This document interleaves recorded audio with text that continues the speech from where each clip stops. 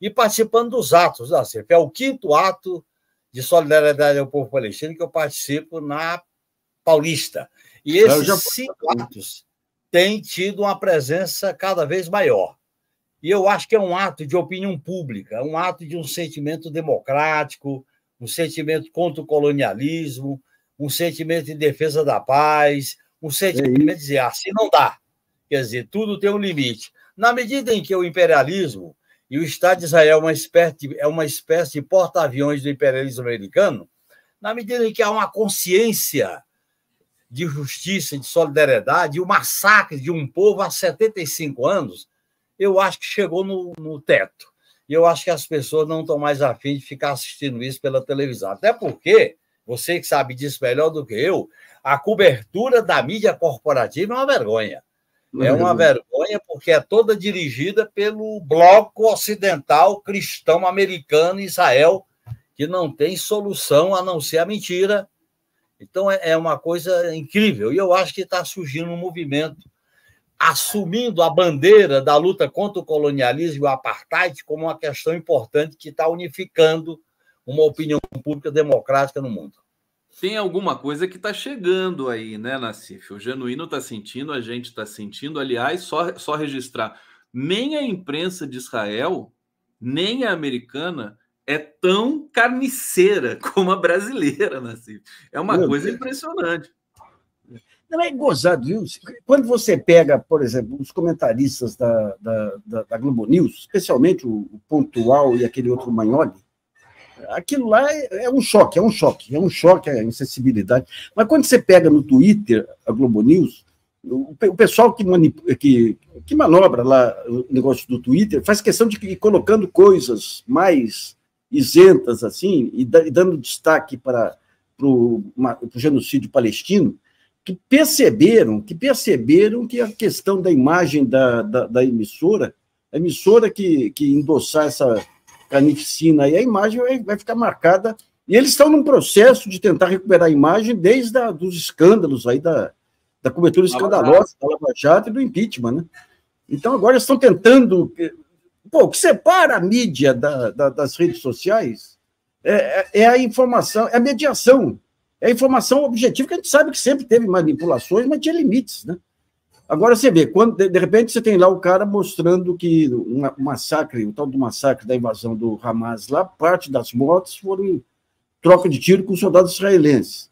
Daí falam lá das não sei quantas mil crianças degoladas, não foi, teve uma criança que morreu. Então, a gente percebe o que aconteceu. Você teve um ataque, efetivamente, do Hamas, pessoal de moto, e daí você teve um jogo de informação, de manipulação da informação por Israel para dar ideia de uma selvageria para poder justificar o que vem depois. Claro. E o que vem depois está diretamente ligado a um projeto israelense que vem desde Ben Gurion e passou pelo primeiro-ministro atual, que é de ocupar o porto de Gaza lá, e Porto de Gaza e aquela região ser a porta de saída de Israel aí, sem palestino no meio.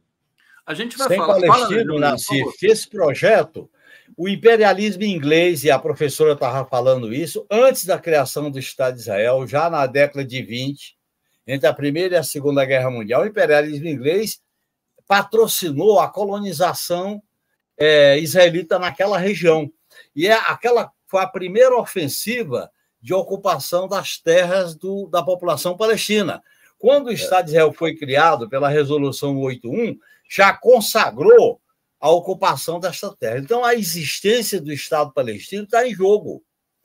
E aí, eu acho interessante que a autodeterminação do povo palestino e a questão nacional, permeada pela limpeza étnica, pelos preconceitos, pelo fundamentalismo, eu acho que está assumindo uma prioridade política nas bandeiras de uma humanidade democrática, pluralista, com os valores da civilização.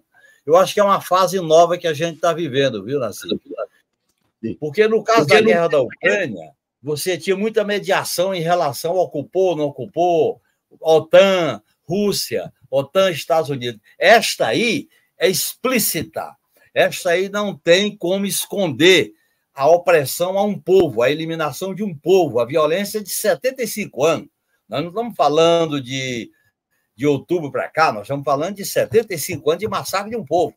E eu acho que, assim como aconteceu com o Vietnã, os Estados Unidos estão enfrentando uma crise grave, que é a eleição ano que vem.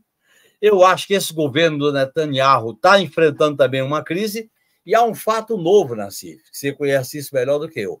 O fato dos países islâmicos fazer uma reunião neste domingo com todos os países islâmicos, isso é um fato que nunca aconteceu recentemente.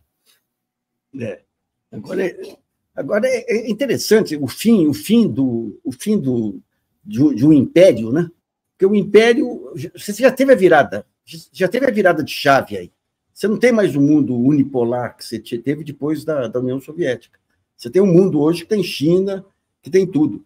Agora, aquela visão de império, inclusive, que permitiu os Estados Unidos sair, destruir Afeganistão, destruir vários países aí, hoje não resiste mais em função até das redes sociais. Quer dizer, você não tem propaganda americana que resista à imagem de um pai chorando com o filho morto nos braços, aí circulando por todo mundo, né? Então, digamos, não tiveram... E daí você tem essa discussão política nos Estados Unidos de um presidente fraco que pega como bandeira algo que sempre foi uma bandeira americana lá, que é a conquista do mundo. É você invadir estados para manter o modo de vida americano, tudo, que, como bem lembro o Genuíno aí, é uma fase que está nos seus estertores agora, e não adiantou nada para o Biden, que perdeu popularidade aí por conta desse massacre que ele endossou. A ponto do Blinken lá dizer que tem que dar um espaço humanitário aí. Não, ele dizer, Nassif, que está matando gente demais. O secretário de Estado diz, estão matando gente demais. De menos pode, né?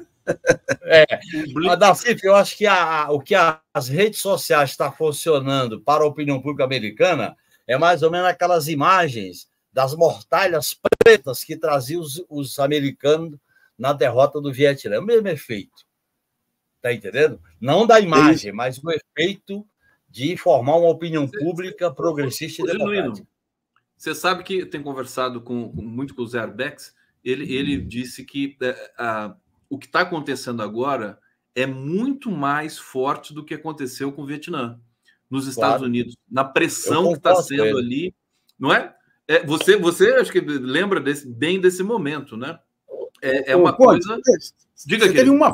Você teve uma foto que virou a guerra, aquela foto das crianças vietnamitas sendo atacadas com napalm. Agora você tem uma criança correndo, pegando fogo com napalm, é isso mesmo. Hoje você tem fotos de crianças destroçadas por bombas, de pais desesperados, de aquele montinho de cadáveres de crianças, gente. É uma coisa... Não, as imagens das crianças desenhando, escrevendo os nomes no braço com caneta para serem identificadas depois da morte. Quer dizer, meu Deus do céu, é muito. Muita coisa. Muito. Olha só, Genuíno e Nassif, olha que dupla maravilhosa aqui, que privilégio todos vocês aqui. Agradeçam, eu aceito o agradecimento aqui. Deixa eu trazer o Edson Antunes aqui, o único país que pode peitar os americanos é a Inglaterra, para parar com a matança. Acho que ele está se referindo ao Brasil, né? Sim. Porque o Brasil tem respeitabilidade internacional, realmente. Ana Pimenta aqui, obrigado, querida. Romel Pinheiro Costa. Isabela, qual a sua opinião sobre o antissemitismo? Ele é uma forma de racismo. A Isabela não está mais aqui, mas essa questão fica aqui para a mesa. A F. Faustino. Obrigado, Conde, programa educativo, meu professor, que orgulho. E ele diz aqui de novo, Al Jazeera está cobrindo todo o genocídio em Gaza. Tem mais um comentário do Fernando Bay. Wonderwaffe, armas maravilhosas alemãs. O exemplo atual é um iPhone para fazer ligação telefônica. Jornalistas são patrocinados pelo milhares. Obrigado, Bay. Mataram 40 jornalistas. Claro. Mataram. A gente acaba suprimindo o sujeito da ação. A imprensa toda diz assim, morreram para lá, morreram para cá. Mas Israel matou 40 jornalistas também.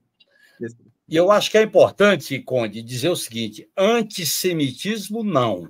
Antisionismo, sim. Quer dizer, a gente tem conta o Estado teocrático, sionista, colonialista, que quer fazer uma limpeza ética e extermínio de um povo.